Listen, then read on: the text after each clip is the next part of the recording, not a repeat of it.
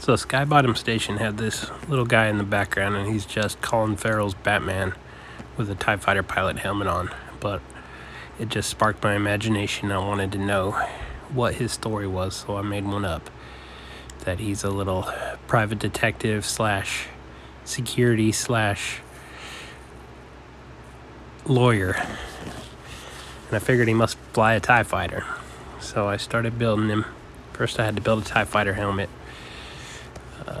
So what you do is you wrap their head with plastic wrap and then paper mache it with just super glue and paper. Elmer's glue and paper.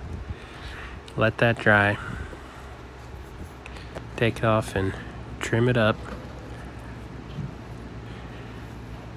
And then you're going to need to pull the plastic wrap out of the inside so that the inside can dry too.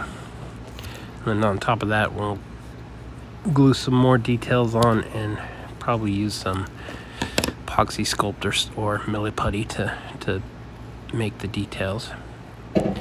But I also wanted him to have a TIE Fighter, so I figured he had like a civilian model, mobster looking style TIE Fighter. And I found this one on Pinterest made out of Legos, but I've always liked it. Little civilian model TIE Fighter.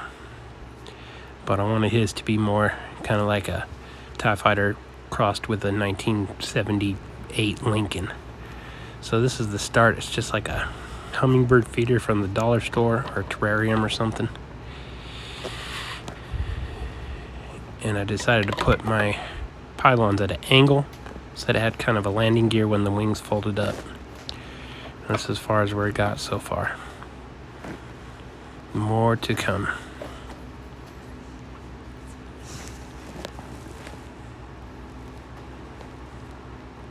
Also, I want to put a rag top on it, on the top, like an old Lincoln.